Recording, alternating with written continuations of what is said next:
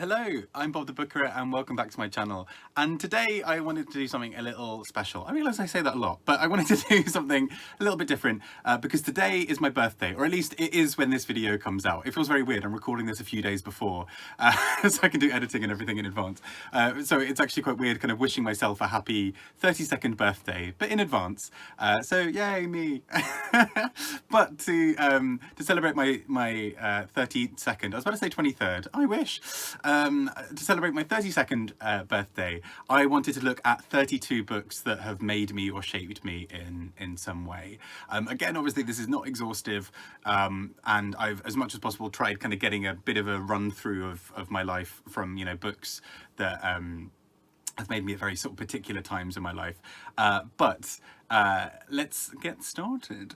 So I should say right at the beginning, I feel very, very lucky that I grew up in a family that, although my family themselves aren't particularly big readers, there were always books in the house. And quite early on as a kid, my dad and my mum, but you know, especially my dad, realised that I read a lot, and they would both read to me quite a lot as a kid. And then as soon as I was pretty much able to run around and do my own thing in terms of reading, they really encouraged that. So again, I feel very lucky. This is getting a bit sort of soft and emotional, but you know, I would express a vague interest in something like dinosaurs or whatever as a kid, and my dad, you know, within a few days would be like, oh look, here's this dinosaur book I found while I was out shopping, which is really sweet, and I think has played a really big part into being the kind of reader that I am today. But with no further ado, let's get started. So, as a kid, one thing it was really fun looking through my room to kind of prepare for this, and a book that I'd entirely forgotten about, at least not the type of book itself, but like the physical copy of this book I'd forgotten about, which is Aesop's Fables. As a kid, I was my dad read these to me quite a lot, and then, you know, I got to a stage where I was able to read them myself, and then sort of ran around doing that all the time. But Aesop's Fables for me are just such a big sort of fundamental cornerstone for so much of what I think about. You know, I adore myths and fairy tales. I did a kind of big part of sort of my final essays of my English literature degree looking at myths and fairy tales. Some of my favourite authors, as I'll touch on a bit later, are authors who have played around with myths and fairy tales, and this was just such a fundamental cornerstone for who I am as a reader, to just remember the joy and pleasure that can be found in reading, but also how there's so much hidden depth behind a lot of these fables. You know, they seem like a sort of small parable at first that's just sort of talking about like, don't be greedy, but actually there's so much more that goes into it. And so I think this is such a big part of who I am as a reader. And then on a really similar note, my sister, this is my sister's, so I think I've genuinely stolen it. Oh no, actually no, this is the version that I bought myself after realizing that I'd maybe stolen my sister's copy. She has a version somewhere. And this is one of the first books I really remember reading as a sort of, I wouldn't say young adult, I was probably like 11 or so at the time. But then realised afterwards it had a lot of depth too, which I've spoken about a bit, but The Kryptonite Kid by Joseph Torchia. And this is all about a young boy who really idolises Superman and writes to him, and really wants to become him. And, you know, he's kind of being bullied at school, and he's sort of obsessed with this idea of becoming like him. And he never quite gets there, but it's really sweet. And then rereading it as a teenager or sort of young adult, I was, you know, kind of in my early 20s as well, I was like, oh, there's kind of a gay subtext here. Like, wow, you know, even at 11, apparently that's the kind of book I was drawn to. So definitely a strong queer sensibility as a kid. But this is such a beautiful book, and it's really interesting reading his second book, Joseph Torchia's second book, which is really quite sexually explicit, set in the kind of early kind of nascent days of kind of queer liberation in, I think, San Francisco. Such a different tone. But yes, anyway, that book was sort of such a big fundamental part of my reading, as was this next book, which is I Know Why the Cage Bird Sings by Maya Angelou. And I remember reading this and just being absolutely heartbroken by it. I think it was a massive eye-opener in many ways. You know, me as like a little young kind of queer white kid growing up in South London and then reading these stories of this incredible woman, and the kind of so much of what she went through. I need to read the rest of them because I think this is one of about 6, I want to say, sort of autobiographical books. Yeah, so it's brilliant and harrowing and everything, but you know, Maya Angelou was just such a force of nature, and her poetry is incredible, her writing generally is incredible, but this book really shaped so much for me because it was such an eye-opener, and also just was a real eye-opener to what books can be, what they can do, and that's all pretty incredible. So this is all me kind of at sort of a youngish age so far, and the next ones are all kind of when I was at secondary school, because I should say, you know, I, again, sort of very lucky. The school I went to was really quite good, but even aside from that, I had a series of incredible English literature teachers who, without whom I probably wouldn't have quite the same passion and desire and everything for literature that I have now. And a few of them, you know, it was actually really quite special. A couple of months, oh no, not a couple of months ago, last summer, it's been a long year, last summer I bumped into one of my old English teachers, and it was just such a special moment because I got to kind of say to her, like, thank you so much, you know, like, I went on to do an English language degree, and then I was an English teacher, and I still read loads, and you know, those kinds of things are really special. Apologies, this is very self-indulgent as I go down memory lane. I'm going to try and mention more books, but there was one teacher whose name I won't mention just because I don't know how he feels about this, but as a little, you know, I had him for several years in a row, and he really encouraged us to bring out kind of a lot of joy and love in books. And actually a few of the ones that I want to mention are directly linked to him. Sorry, just shuffling books in the background here. So firstly, he introduced me to Caroline Duffy, and particularly The World's Wife, which we studied for, I believe, GCSEs with him, or maybe A-levels. And it's just an incredible collection of poetry where Caroline Duffy rewrites various women in history and retells things from their perspective. So for example, let's just flick through. So Mrs. Quasimodo, for example, Mrs. Aesop, there's one kind of thing where, you know, some of them she's not afraid to go in for very tricky subject matter. But this was such an eye-opening collection of poetry. It encouraged me to write poems, less good ones, but what was really special as well is that our teachers encouraged us to write our own ones to go in this, of kind of talking about women in history, and I tried writing from the perspective of Eva Braun, as in Hitler's wife. I don't really know what I was doing at 17, that was what went through my mind, but it was so interesting to try and kind of see history from her perspective. Of, you know, I wrote this whole thing about her kind of outdoing Hitler and kind of, you know, faking her own suicide so he would take his life, and then she ran off into the hills and enjoyed her best life. Again, I was definitely gay at 17. Anyway, that aside, he also introduced me to Angela Carter, who is by far and away an author who she's incredible. Again, this is kind of a nice culmination of what I've been talking about, but Burning Your Boats is a selection of collected stories from her, and it kind of includes a lot from The Bloody Chamber, which was Angela Carter doing retellings of myths and fairy tales, often with a very feminist, often quite a kind of queer subtext, and they're just brilliant. They're so brilliant. But what was really special above all of that, all above and away, about him as a teacher, and, you know, my other English teachers as well, but, you know, this teacher really sort of spotting this kind of weird, awkward, nervous, queer kid, and kind of fostering it and supporting it, and supporting my love of literature, was also how he then went on to, he bought books for all of the A-level class as we were leaving, and, you know, these sort of nice little kind of like cheap and cheerful, like £2 editions of books, but he got me The Picture of Dorian Gray by Oscar Wilde, which was not only a book that I adored, but part of me loved that it was kind of a little, I was like, is this have you noticed that I'm gay? Is this kind of what it is? Have you just sort of gone for like, hey little queer kid, here's Oscar Wilde, you may have heard of him. I'm not sure if that was the intention, but either way, there's a lovely little message in this kind of inner sleeve of this book that is just so touching and sweet. And it's, you know, if there was a fire, it's one of the first things I would grab. That said, I also have a book that was signed by Angela Carter. I think it used to be part of her personal library. It's a copy of Zola's Germinal. And I just found it in a bookshop once, and it's just got like Angela written in pencil. I'm hoping it's legit. It has got like a little sticker saying it's kind of legit. But anyway, that aside, you know, that's a book that really meant a lot to me.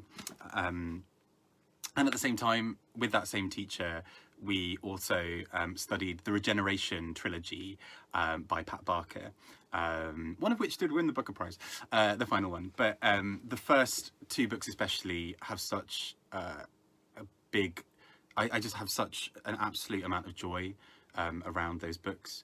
They're just so well written. It kind of, you know, it's kind of looking at World War One through a series of figures, particularly around mental health and kind of breakdowns due to the war. But it also includes, for example, Sigrid Sassoon and Wilfred Owen, who we spent a lot of time. If you went to, you know, secondary school in the UK and studied literature, and particularly then did it at A-level, you probably did a lot of war poetry, and Wilfred Owen and Sigrid Sassoon are big as part of that. And again, also have a little bit of a queer subtext. You may notice a theme. And what's so brilliant for me about Pat Barker's Regeneration Trilogy is how she captures that.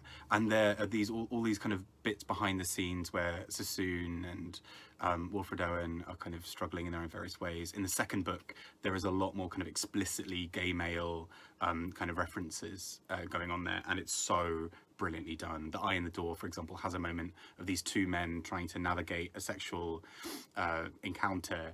I don't know why I'm saying sexual encounter, well, navigating sex, but both of them are so sort of full of shame and so full of sort of thoughts about how they should be as men, that it makes the whole thing really quite tricky. So that whole trilogy is just such a brilliant, beautiful thing.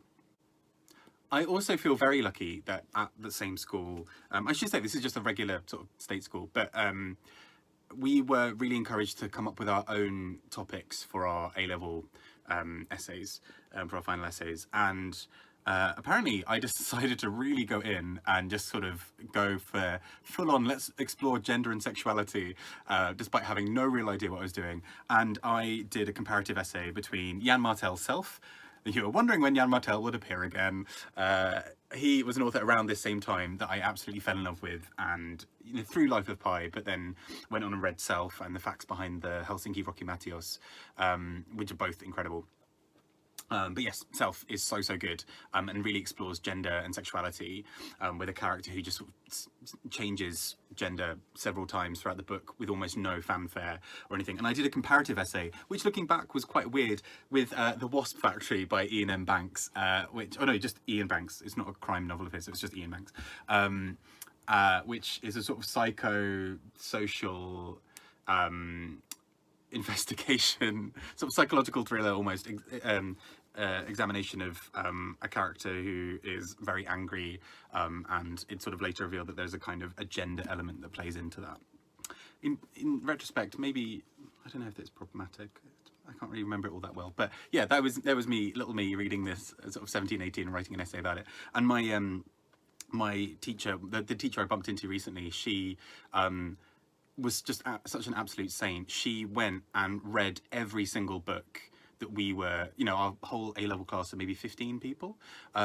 She went and read every book that we were doing our essays on, so that she would have insider knowledge to be able to help us get the most out of this essay, which is incredible because we were all doing comparative work. So, you know, about 30 books that she read pretty much over the space of a few months to help us with our essays, alongside, you know, being a full-time teacher and like having a life and everything. Just an incredible woman. But yes, so those were the kind of some of the books that I was writing about at the time, and they meant so much to me. It was also around this time that I discovered, where have I put it? Finally discovered, despite by this point being 18 or 19, and it was only shamefully in some ways through the film. So I watched the film first of Philip Pullman's The Northern Lights, which was The Golden Compass in film version. and absolutely fell in love with it, and wondered where this had been when I was like a 13-year-old, 14. I mean, it was there, it existed, I just did not know. So this is exactly the kind of thing I would have devoured at 12 or 13, but there was me reading it at like 19 or 20 and imagining I'd kind of invented it, in that very kind of cocksure way you have, I think, at that age. But yes, such an absolutely brilliant book, and series, and I still absolutely enjoy the whole, you know, following the whole kind of thing now with, you know, the Book of Dust and Secret Commonwealth, and the little added books. He's an author who I really now want to go and read a lot more of, because his Dark Materials series, it was just such a big part of me absolutely loving and enjoying literature. Also around this time when I was at school, alongside all these kind of like quite nice, big, cheery books that I was reading, this was also the time that I really got into Franz Kafka, which was like, actually in retrospect, feels like such a teenage thing to do, of being like, nobody understands me apart from Kafka. But I absolutely fell in love with his work, and I think I've said in the video before, but I remember the school librarian saying, that Kafka was as dull as ditch water, and I was like, how very dare you? Like, you don't understand. Which I still believe. So he's wonderful. Also, around this time, just before I went off to uni, I did what every super cool 18-year-old does and joined the local book club. I thought it was really cool. It was really great, and I had the best time. So who's laughing now? And this introduced me to the book The Accidental by Ali Smith, which is just so fun. It's so silly and playful, and again did something that I hadn't seen many books do at that stage, which is just really enjoy the process of talking about language and using language. It's such a silly book in so many ways, but I absolutely adore it, and I think it's just so worth checking out. And yeah, always makes me happy. Soon after this, I went off to uni to study English literature, and this is when so much of my reading life changed in so many ways. I was introduced to so many books and authors who have massively shaped how I see reading and literature and the craft of writing and so many other things. And so first up, you knew it was coming. It is Mrs. Dalloway by Virginia Woolf. Now, I have to admit, the first time I read this, I didn't like it that much. I kind of thought, I sort of read it in advance of going to uni. Really enjoyed parts of it, but couldn't fully get with the whole. And then next I kind of reread it when it came around to the seminar, because it had been so long. Well, I say so long, it'd been a few months, but I was worried that I wouldn't remember it properly. Reread it and was like, oh, this is really good. And then I reread it a couple of years ago, because it was when I was living in Korea, and I found a copy of The Hours by Michael Cunningham, which is based on Mrs. Dalloway, and suddenly thought, well, if I'm going to read Mrs. Dalloway, if I'm going to read The Hours, I should probably reread Mrs. Dalloway first. Reread Mrs. Dalloway and thought, this is incredible. So yes, absolutely loved it. And at the same time, also discovered Orlando by Virginia Woolf. We did a lot of Virginia Woolf, now that I come to think about it, which is not a bad thing, but I think we did 3 Virginia Woolf books in a term. So it was these two and To the Lighthouse, which is also great. But Orlando, for me, again, the kind of the way it kind of plays around with gender and presentation and all those sorts of things was just so brilliant to me. And I wrote an essay about it, comparing it to Ulysses. The essay wasn't very good, but it helped really instill an absolute love of Orlando as well for me as a book. Around this time, I also read quite a few other books that were just so instrumental in me thinking about just kind of books I absolutely adore. So there was Disgrace by J.M. Coetzee, which I love. I mean, a brutal book in so many ways, but it's so powerful. It talks a lot about South Africa, about power imbalance, about race, about gender. And it is just so cleverly done. For me, it's a book that every time I think I've read it about 3 times now, and every time I go back to read it, I'm like, oh, Coetzee, you are clever. Every single time. Yeah, he's brilliant. This book really stands up to me, and as just such a classic and just so brilliant. So yeah, it would have to be that. But yes, around this time I was also reading quite a few other things. This was kind of a bit of an explosion for me in terms of the books I really got into at that moment, and that included this little one here, Leaves of Grass by Walt Whitman, which is a sort of collection, it's a set of poems, but it's so sort of free and flowing and has this real rhythm and energy to it. And I absolutely fell in love with it. Again, a queer subtext. A Kel Surprise. But it's so brilliant because it just feels so alive. Kind of like Allen Ginsberg's Howl to me. I kind of have to read this all together almost. It's so, I want to sort of be swept up in the rhythms of it. I kind of need to read it in one kind of greedy gulp, because for me it just sings. It's just one of the most incredible things I think I've read, and I always forget about how good it is, and then I reread bits of it and I'm like, oh yeah, he's got it. He's still got it. But when I say that, I mean, you know, whatever. Anyway, then that took me to some other ones. So this is a bit of a weird example, but when I got to my dissertation for uni, I started reading a lot around kind of queer theory and feminist theory. This is for me writing about feminist retellings of fairy tales and queer retellings of fairy tales. So I wrote about Angela Carter and the Bloody Chamber for my dissertation, and during that time, as well as my burgeoning love for Kate Bush, which had been going for several years by this point, I kind of sort of found by accident once this brilliantly hilarious book called Adventures in Kate Bush and Theory. And essentially what this does is look at Kate Bush and her career and her albums through feminist and queer and post-colonial theory. And like, bear with me, this sounds really stupid. And in some ways it's really silly, but it's really great. So what it does early on is it establishes this idea of the BFS, which is the Bushian female subject. So the narrator or the characters being sung to or being sung about in Kate Bush songs, and explores them through various lenses. So it might talk about how the woman in the Hounds of Love album, I realise that this is very like niche right now, but bear with me, that the woman in the Hounds of Love album, you know, there's this whole cycle of songs in the album where at one point this woman is sort of off, is sort of drifting off to sea, and she sort of thinks that she's basically been abandoned and she's going to die out there.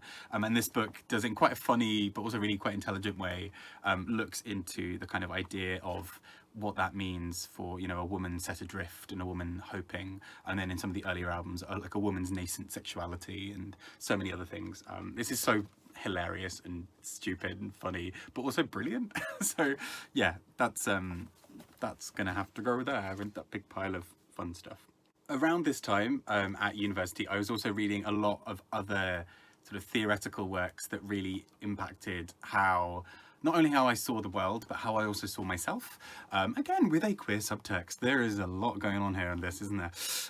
So the first of those was Polari by Paul Baker, which, although it's sort of, you know, is an academic text, it's actually quite readable, I think I found. And Polari looks at what is sort of referred to as the lost language of gay men, although other people did speak it as well.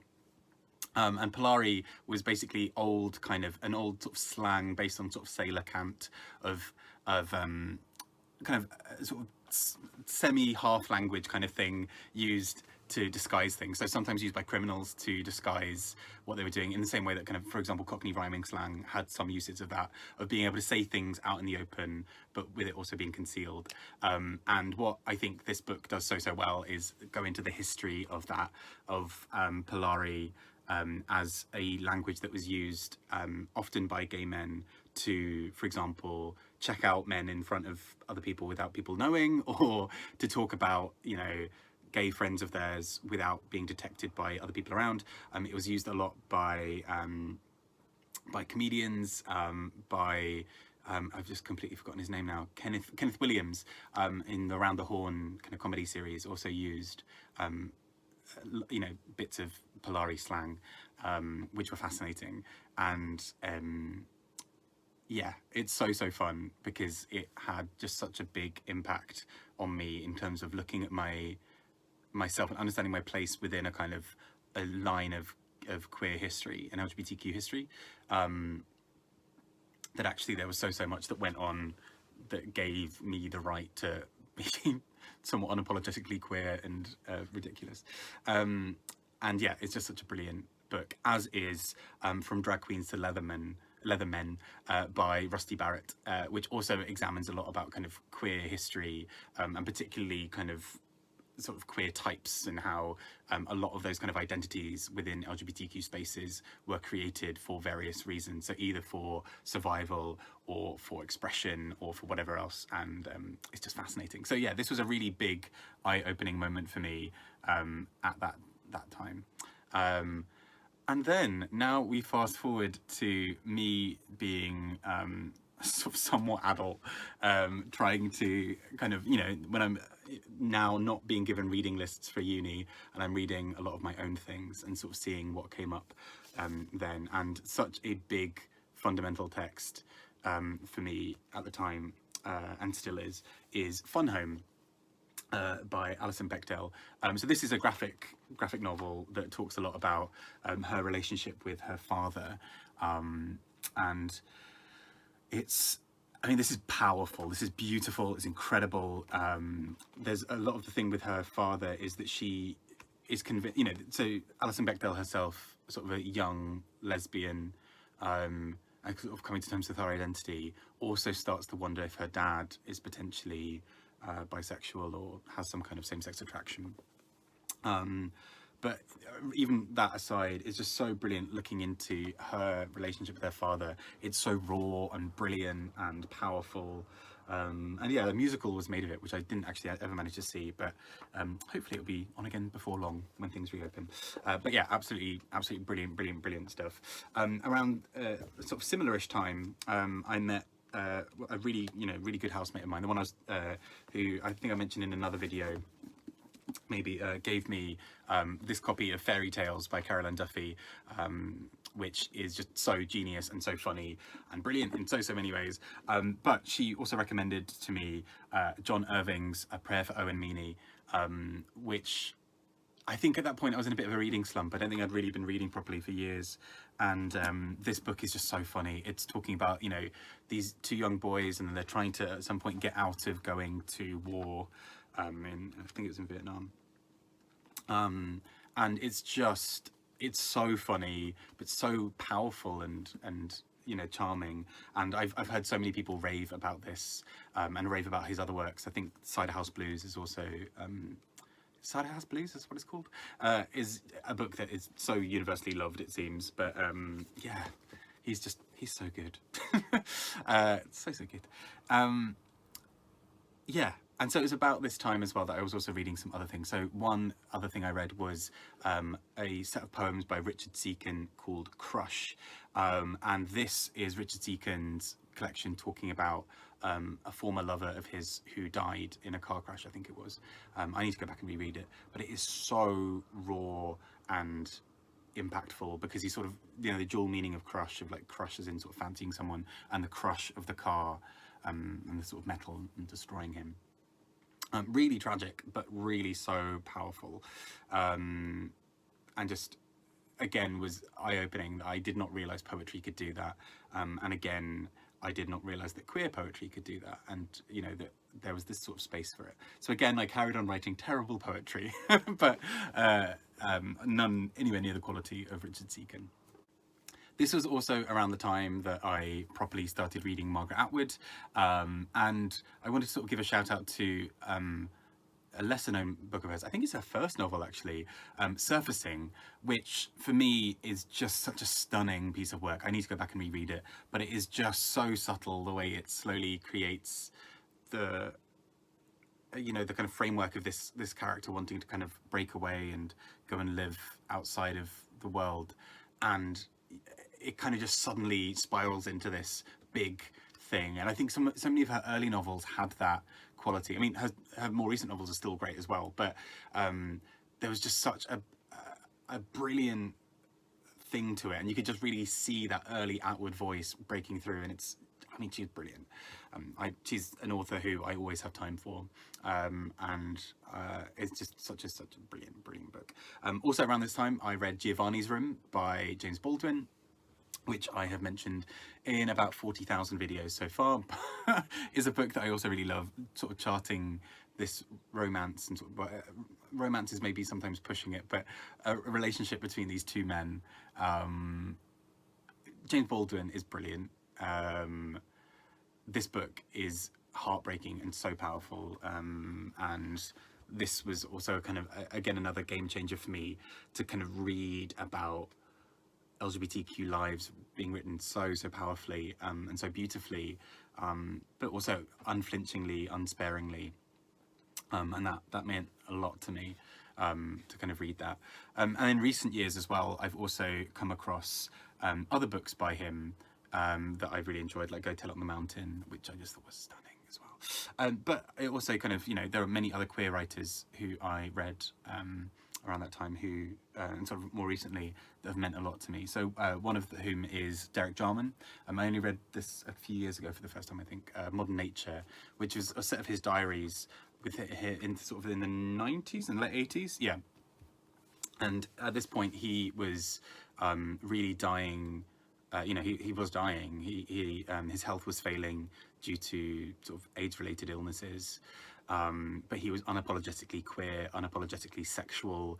A lot of this was during the time of Thatcher, and he refused to be cowed by a lot of what was happening. He was an activist, an artist, a painter. Modern Nature is also him charting his garden, which you can see in the front there in Dungeness. Just such a brilliant, interesting man. He had loads of fallouts with LGBT organisations at the time because he saw them as being too assimilationist. He kind of wanted to still be able to be forthright and weird and sexual and in your face, and I find so much inspiration from this, but also it's just such a powerfully written sort of ode to nature and to the sort of changing of the seasons. So, you know, his health is failing, but his little plants are doing well, and that's all that seems to matter sometimes. Brilliant book. And then a couple of other books around this time that I really enjoyed included Cavalier in Clay by Michael Chabon. I adore this book so much. Again, there is a queer subtext. The more I think about this, even books that I didn't think had a queer subtext, that there is a queer subtext or plot line. So Cavalier in Clay, it's about these two men writing comics, and this happens during the 40s, sort of late 30s, early 40s, and they're writing these sort of superheroes, and particularly around sort of Superman. And this is the time when the Nazis are coming to power in Germany, and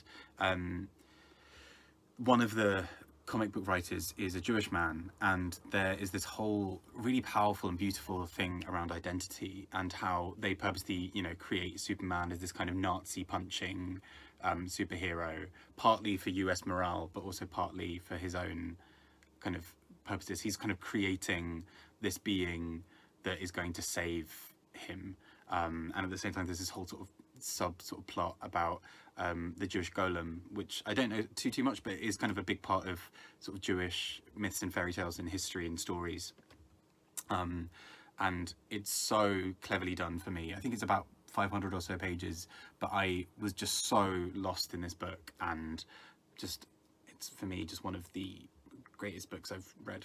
And I don't talk about it nearly enough. I always forget that how much it touched me, actually. I do need to go back and reread it, but it's so good.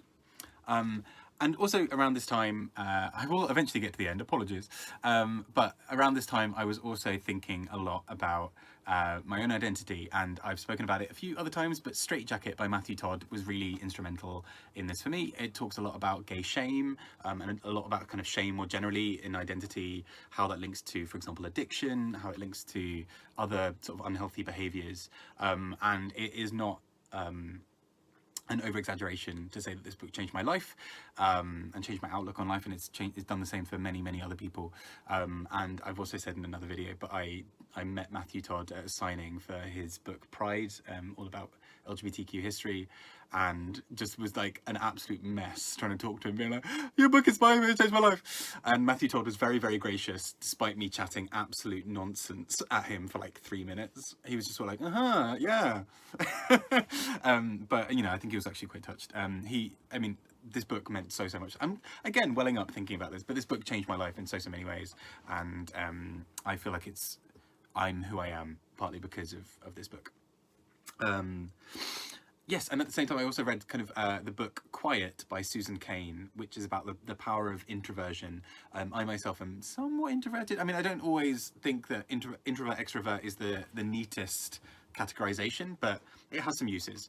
And I think being a sort of awkward, nervous, shy, bookish person, it was really interesting to read something like this, where she talks about the power of that. So actually, we're often sort of taught to see society as being very much, you know, you need to be this type of thing, and that type of thing is almost always extroverted and championed.